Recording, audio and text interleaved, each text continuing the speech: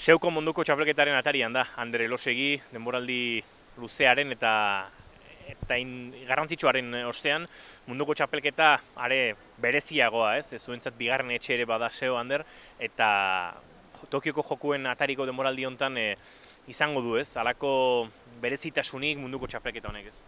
Bai, munduko txapelketa guztia dira bereziak, urteko txapelketa garrantzitsua delako, baina hau bereziki garrantzitsua bada, bertan Tokiorako plaza jokoan daudelako, eta gainera asko edo oso ondo ezagutzen dugun leku batean jokatzen delako munduko txapelketa, eta nik uste dute aukera ona dugula emaitza on bat lortzeko, eta egia den, eta Tokiorako plaza lortzen dugun.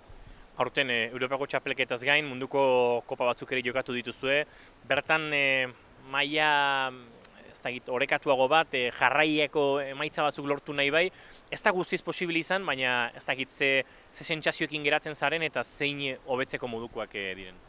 Bai, egindako probetan, egia da ez dudala, egia esan, espero nituen bezain emaitza onak izatea, baina hala ere nire burua ondo ikusi dut, eta badakit emaitza on bat egiteko forma nagola. Gainera orain esan bezala munduko txapelketa hemen izan da ondo ezagutzen dugun kanal batean, nik uste dut aukera horiek handiagoa direla, eta egia esan naiz eta orain arte ez lehiaketa gera bat borobildu, orain aukera ona daukat nire maila emateko, eta nik uste dut gauzak ondo doazela.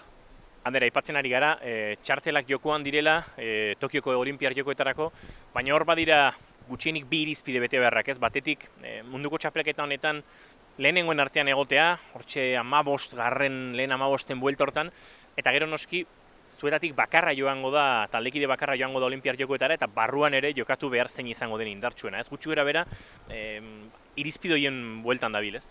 Bai, hori da, hemen bi gauza dira, ez? Bata da herrialdeak berak plaza lortzea, eta hori da lehenengo 11 herrialdetan sartzea, eta bestetik estatuko palista honena izatea. Bakarra jungo delako Tokioko Joko Olimpikotara gure kategorian. Orduan, oraingoz egindakoakin nik puntu onak ditut gure arteko lehiaketa hortan, baina oraindik plaza lortu beharra dago, eta plaza lortzeko finalerdi on bat egin beharra dago munduko txapelketa honetan, eta nik uste dute hortarako gaudela, eta batez ere munduko txapelketa honetan hori izango da helburua, ez, plaza hori lortzea, eta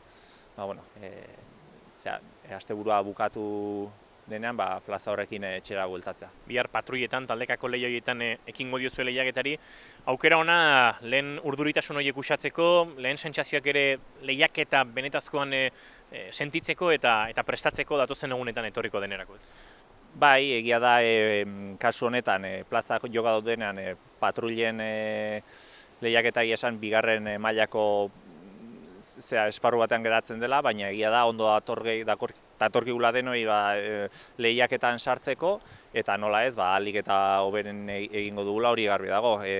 Dominetan egotea nik uste dut ez dela erresa izango, baina nik uste gauzak ondo eginez gero horri ibiliko garela, eta ea paper hona egiten dugun, eta emaitza hon batekin bukatzen dugun eguna. Zorterik onena eta jarraituko dugu harremanetan datozen egunetan. Mila esker.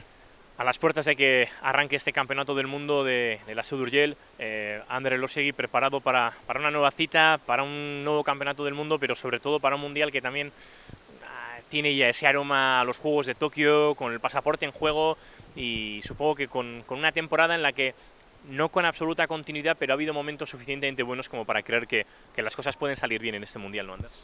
Sí, este es un mundial especial, ¿no? Al final nos jugamos la plaza olímpica y además en un canal que conocemos mucho, entonces sí que es verdad que me veo bastante bien, en buena forma y con posibilidades de hacerlo bien. En la temporada, en las pruebas que hemos hecho, sí que es verdad que al final no he podido finalizar las pruebas como yo hubiera querido, pero aún así me encuentro bien, estoy en buen punto de forma y la verdad que con ganas de que empiece bien y que se haga un buen fin de semana.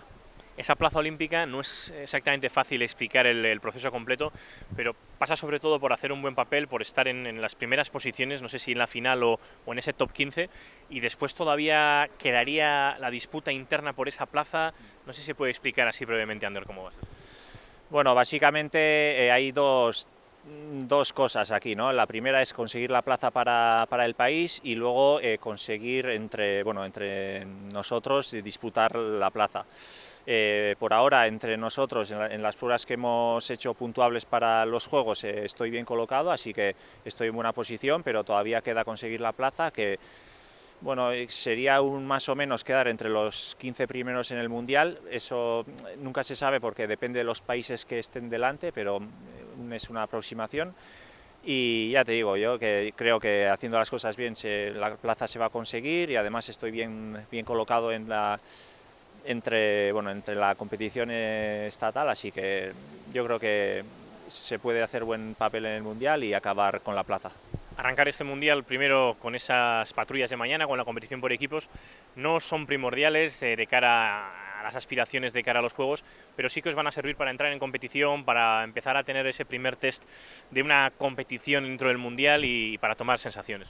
Sí, en una prueba donde se van a jugar las plazas, pues la competición de patrullas queda un poco en segundo plano, ¿no? Pero bueno, aún así eso es una buena forma para empezar la competición, para entrar en la dinámica de competición y bueno, aún así vamos a intentar hacerlo mejor.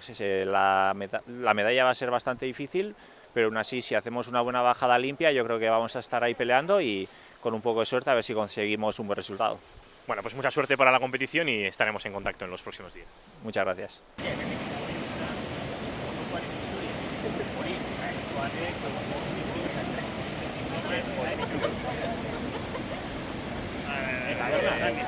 Uno ilustrado, vale.